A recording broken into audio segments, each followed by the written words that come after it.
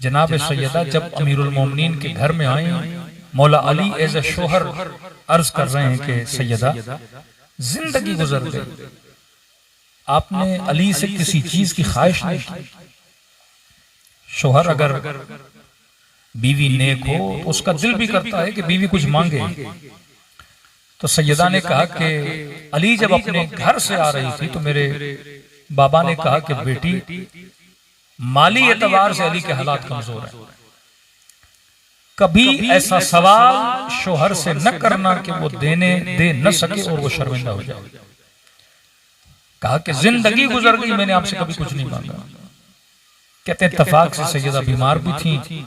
अमीरुल मोमिनीन ने फरमाया कि सैयदा आपने जिंदगी में कुछ भी नहीं मांगा, लेकिन आज मेरा दिल है कि आप अली से कुछ मांगे।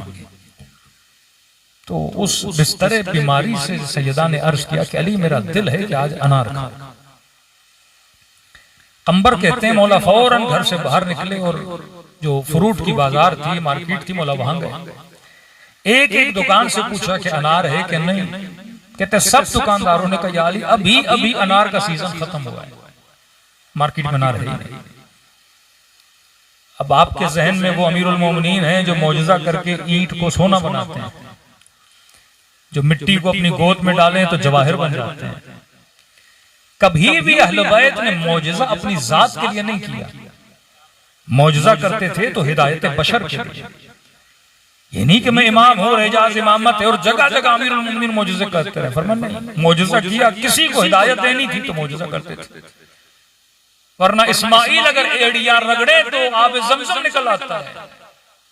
और इमाम हुसैन के 6 महीने का बच्चा जो फख्र इस्माइल है अली असगर, शिद्दत प्यास है, क्या ये बच्चा एड़ियां रगड़ता तो आप जारी ना होता? या इमाम हुसैन अगर दुआ के लिए हाथों को बुलंद करते खुदा बारिश न बरसाता? एक आम वली भी दुआ करे तो बारिश बरसती है। इम्तिहान इलाही ये कि ताकत के होते हुए बंदा ताकत को इस्तेमाल न करे। मेरे पास पावर है लेकिन उस पावर को इस्तेमाल न कर। एक दुकान, 2 दुकान, काली अनार खत्म हो गए। इमाम ने कहा कंबर पूछ तुझसे शायद किसी ने रखे हो। कहा मौला इस शहर में एक यहूदी है, वो अनार रखता है अपने पास स्टोर करके। सैयदा को अनार की चाहत, मौला अली अनार के लिए निकले, बाजार में अनार नहीं, उस यहूदी के दरवाजे पर गए, दस्तक दी, बाहर निकला, अली को सलाम किया, मौला ने जवाब दिया। इमाम ने कहा सुना है तेरे पास अनार है। कहाँ है तो सही, लेकिन अली मेरे घर में एक ही अनार है जो मैंने अपनी बीवी के लिए रखा हुआ है। तो इमाम ने फरमाया जिंदगी में अली से किसी ने कुछ भी नहीं मांगा, पर आज उसने सवाल किया है और अली को अनार चाहिए। अगर उसकी कीमत 4 दिरहम है तो अली तुझे 8 देने के लिए तैयार है। का मसला पैसों का नहीं। कहते हैं दरवाजे की पुछ से उसकी जोजा सुन रही थी, शोहर को घर बुलाया, का देख नहीं रहे कि अमीरुल मोमिनीन अली इब्न अबी तालिब तेरे दरवाजे पे खड़े हैं।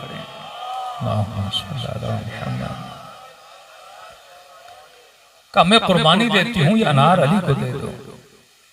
मजहब के एतबार से यहूदी थे पर दिल में अहले बैत की मोहब्बत थी। कहते अनार दिया, अमीरुल मोमिनीन ने 4 की जगह पे उसे 8 दिरहम दिए और इजाफी पैसे दिए। का ये मेरी तरफ से अपनी जोजा को देना। अब खुशी अली को के हाथ में अनार मिला, सैयदा को जाके अनार देंगे। कहते जब मौला वापस जा रहे थे तो किसी खराबे से किसी फकीर की आवाज आई। इम्तिहान अमीरुल मोमिनीन, ये जिंदगी जो हम गुजारते हैं खुदा ये इम्तिहान देखता है कि बंदा किससे ज्यादा मोहब्बत करता है। फकीर की आवाज सुनी और अमीरुल मोमिनीन फकीर की तरफ बढ़े। क्या देखा, एक नाबीना है, आंखें सालिम नहीं है। मौला ने कहा फकीर तुझे क्या चाहिए? भूख लगी है तो गुलाम को कहूं तुम्हारे लिए रोटी लाए, खजूर लाए, खाना लाए, किस चीज की तलब है? कहने लगा बंदे खुदा आज मेरा दिल है कि मैं अनार खाऊं। अब देखिए अंधा था, उसे नहीं पता कि अमीरुल मोमिनीन के हाथ में अनार है। मौला बोल देते फकीर अनार का मौसम नहीं, मैं तुम्हारे लिए और फल लाता हूँ, रोटी लाता हूँ। फकीर ने भी जिद नहीं करनी, लेकिन ये अमीरुल मोमिनीन है, अली इब्न अबी तालिब। इमाम ने कहा फकीर तुम्हारी किस्मत अच्छी है कि अली के हाथ में एक अनार है, जबकि अनार का मौसम भी नहीं। लेकिन देखो मसला यह है कि मेरे घर में भी एक मरीज है जिसने जिंदगी में पहली बार मुझसे कुछ मांगा है।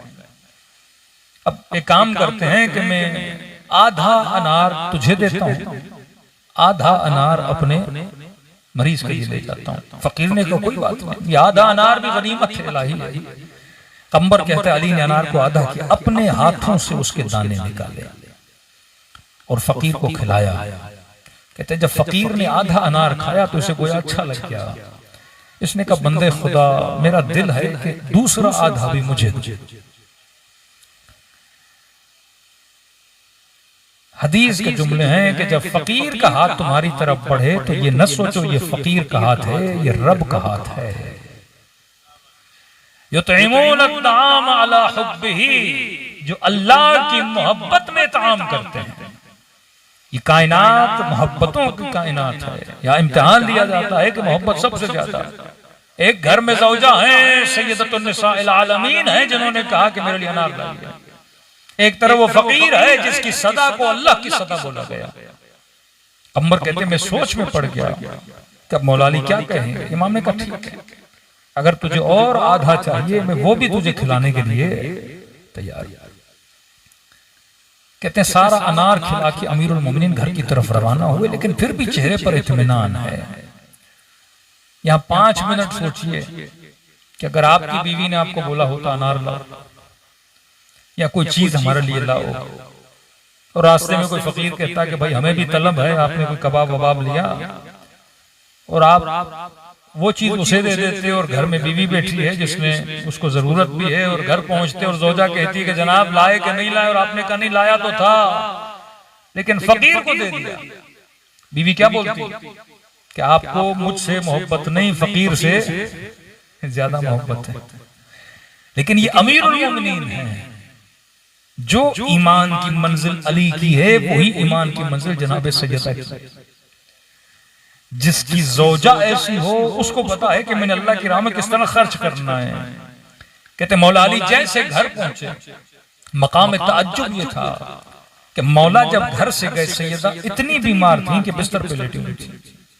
या मौला कहते हैं मैं जैसे घर के अंदर दाखिल हुआ, देखा सैयदा घर के सहन में है, घर की सफाई कर रही हैं, खाना बना रही हैं। ताज्जुब से पूछा कि नबी की बेटी आप तो बीमार थी, आप ठीक हो गई? सैयदा ने फरमाया हाँ या अली, मुझे अल्लाह ने शफा दी है, बदन में सेहत आ गई है। फरमाया सेहत अचानक कैसे आ गई? तो कहने लगी सैयदा, फरमाया कि अली जो अनार आपने मेरे लिए भेजे थे, उन अनारों के खाने के नतीजे में अल्लाह ने मुझे क्या अता की है? शफा अता की है। ताज्जुब से कहने लगे कौन से अनार? तो सैयदा ने पूरे अनारों की पेटी दिखाई जो अनारों से भरी हुई थी। सलवात पढ़े सैयदा की शान पे।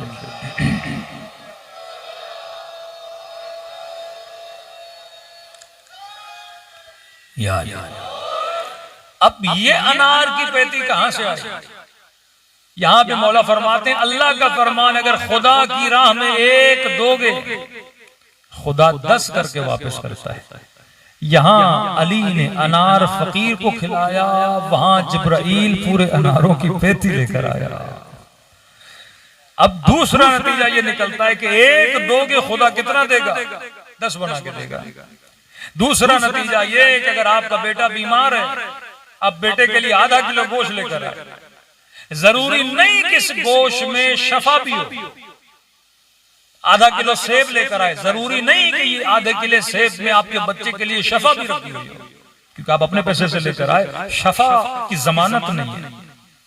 वो अनार जो यहूदी ने दिया था, ये जरूरी नहीं था कि सैयदा अगर उस अनार को खाती तो उनको शफा मिल जाती, लेकिन उस एक अनार को देने के बदले में जो खुदा 10 देता है, उस रिज्क में खुदा शफा देकर आपके घरों में भेजता है। क्योंकि सदका 70 बलाओं को दूर करता है। यहाँ आपने 100 दिया, उसके बदले में जो 1000 आपके घर में आता है, उस 1000 में अल्लाह क्या रखता है? शफा रखता है। यहाँ आधा किलो दोगे, उसके बदले में जो खुदा आपको 5 किलो देगा, उसमें अल्लाह क्या रखेगा? शफा रखेगा। तो सैयदा ने खाया, अल्लाह ने क्या अता की? शफा अता की थी। जिस बीबी के लिए रसूल गिरामी ये फरमाए ये कायनात की पहली बेटी है, जिनके लिए रसूल कहे कि उम्म अबीहा, जो अपने वालिद के लिए भी माँ का दर्जा रखे। यानी रसूल दाखिल होते तो कायनात के लोग खड़े हो जाते, लेकिन सैयदा आती तो कायनात का रसूल खड़ा हो जाता है।